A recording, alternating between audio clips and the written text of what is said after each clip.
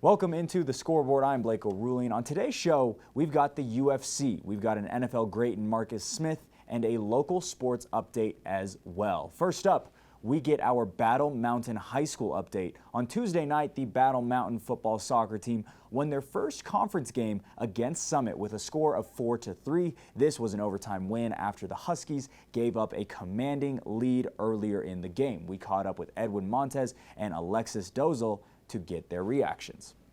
I mean, it's hard to keep a steady mind. They're a great team. They played it off. They came back from a hard score, so they're great players, but we got great players too, so it was obviously really fought. Yeah. How was it pressure-wise on the defense after letting in that third goal? It was a lot of pressure, you know. It was getting a little bit to my head, but, you know, you got to keep your head forward. I know Fabi and Owen, they're great players, and obviously, team has amazing players on the roster, and there was a lot of speed on that.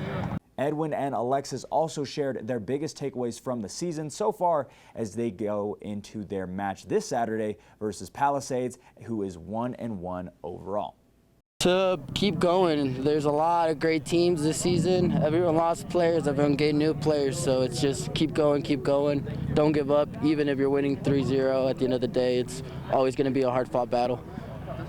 And for you? It's the same thing. You know, we played two great teams in a row. Denver East, who demolished us, and we learned that we need to keep our composure. Coach David Cope shared his mindset going into overtime as his team battled back for the big win. Those things where you don't want the boys to panic, and we're like, hey, it's 10 minutes, we got lots of time, just keep passing the ball.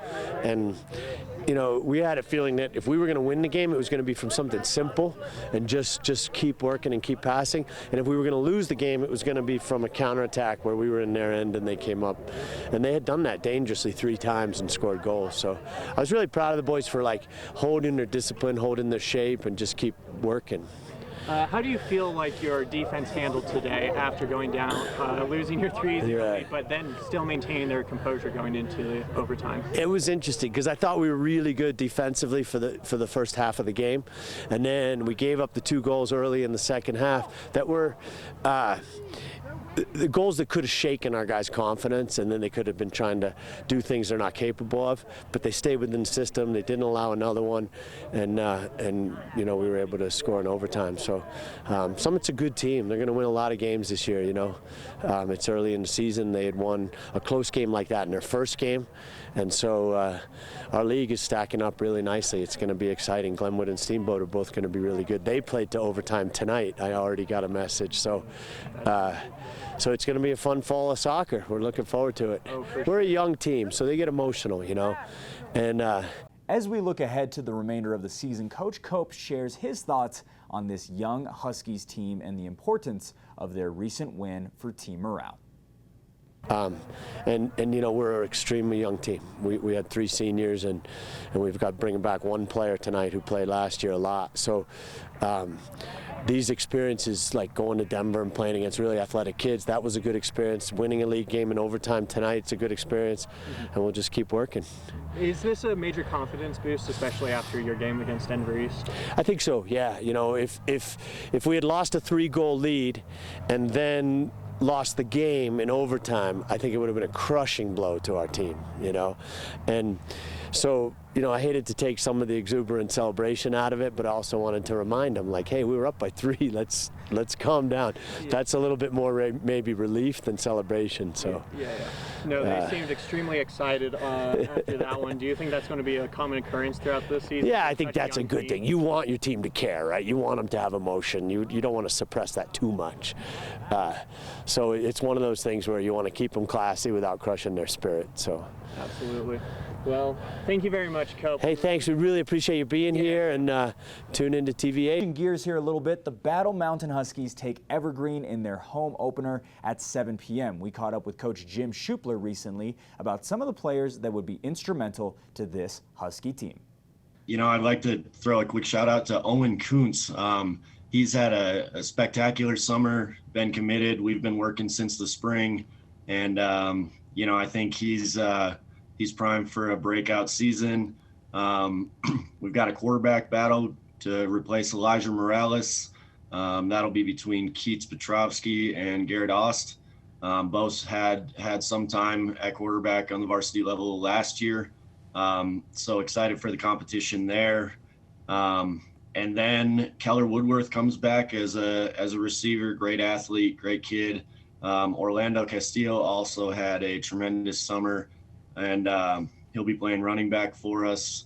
And then, like I said, we graduated a bunch of our line, but we have some size coming up and some younger guys. Armando Madrano is a returning starter. Tyson Vasquez will be somewhere down there. And then Caden McCummins, a sophomore. So we'll average probably 230 across the line with our first guys, and excited to see what they can do. They don't have a ton of experience, but we've got the physical talents there and size and strength to make an impact. So excited to see what they can do stepping in to fill those roles.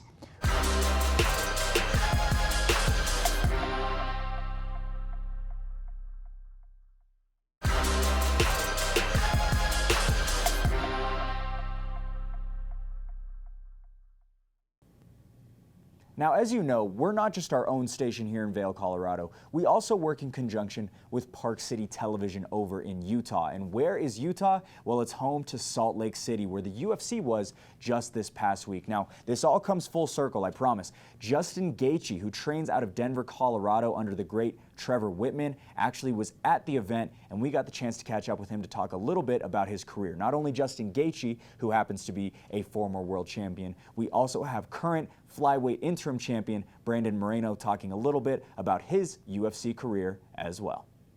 I'm just curious, yesterday at the weigh-ins, you were bombarded by a ton of Salt Lake City fans. I'm just curious what your thoughts were about being here in Salt Lake City and how you've enjoyed it. Yeah, this sport's crazy. I mean, humans recognize effort. I've said that since day one. I give max effort. You pay a ticket price to come to this arena and feel a feeling, get endorphins, adrenaline. These are things that you don't feel on a regular basis. And when you feel it, it's something special, especially when you're not in danger. You can enjoy the hell out of it. So, I give every single person the cost of admission. So, they love me. I love them. This is, I've seen fighters, and I don't mean to knock them, but taking pictures, signing autographs. As a child, that was my dream. I was out there for 3.5 hours today. They had a clicker, first time ever, and I got to work through about 920 people in 3.5 hours. So it's a dream come true for me. I come from a small place. We as fighters don't come from opportunity. We don't come from wealth. And we have one dream, and that's to inspire the world. That was my dream, and it's cool that I get to do that. If you were to beat Davison in the fourth fight, who would you want to fight next? Would you want a fifth fight with Davison, or would you want someone like an Alexander Pantoja? Man, you know what? The last time when I said will be the last fight against Figueiredo, I fought two more times with him. So I don't want to say it's the last time, but I think the fourth one will be the last one for us. I feel that, right? So thinking about next challengers, definitely Pantoja is next. I feel he deserves it right now. The problem is we haven't finished business, Figueiredo and I, so that's the problem. So the goal right now is to finish those business with Figueiredo and then start thinking the other challenges. But definitely Pantoja is there. Even who other one, maybe Askarov, who he lost against Kai Kara-France, but his name is still there, right? So we need to wait a little bit about how the flyweight division is moving, but I'll be ready. There's a big fight coming up, Michael Chandler versus Dustin Poirier. You've shared the octagon with both of those fighters. I'm curious how you see that fight playing out. It's all a guess. No, I'm guessing that it's going to play out a lot like my fight. I think Poirier is going to be methodical. I think Chandler's going to be explosive. I think he's going to be dangerous as hell for, 9 minutes. He's still dangerous after that. That's why the risk-reward factor calculation that's constantly going on never allowed me to take that chance. That man is dangerous, and he loves to fight, so I'm a fan. Also, after fighting Davison this many times, it seems like both of you have almost created this, obviously a rivalry, but almost a friendly rivalry, like how you talked in the octagon after the fight. I'm just curious if you and Davison have been able to almost become friends in some weird sort of way through all of this time fighting each other over the last couple of years. Oh man, that's funny. I mean, again, even right now, and I'm thinking about it, like even right now, after 3 fights together, after a lot of trash talk from him, like saying a lot of different lies about me, like, hey, this guy is racist, this guy is blah, blah, blah. Man, even with that, I don't hate the guy, man, and I feel a lot of respect for him. Obviously, I mean, I remember this. We had the post interview with Joe, and he came to the octagon. I'm start to say that to him because, man, I don't like the bad vibes in my life, man. And that thing about my daughter was real, man. Like, hey, my daughter is watching right now. I don't want to do nothing stupid. Okay, so that's it, man. I mean, that's it. So after that, he started to say like, "Oh, something happened with me in that interview, but now I'm alive again, and I want to throw everything against him." Even with that, man, I don't hate the guy, man. I understand he's trying to do something for his country, for his family. I still believe he has no good people around him, but it's not right now.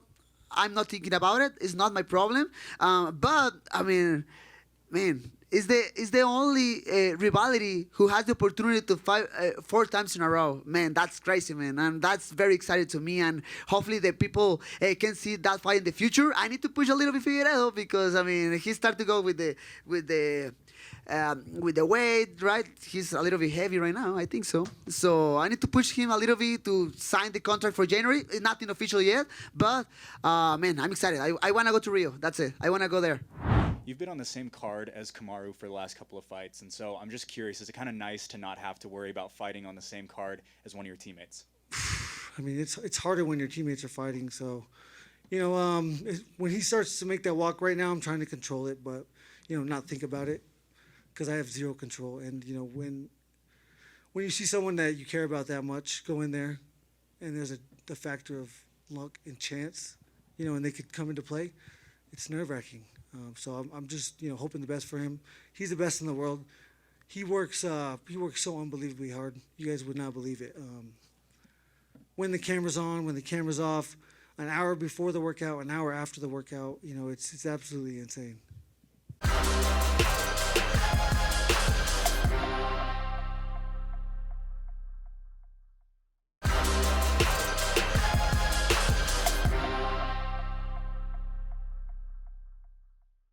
Welcome back to the Scoreboard. Mental health is an important part of any sport. Former NFL player Marcus Smith dropped by Good Morning Vail to talk about the importance of health and wellness and its impact on sports.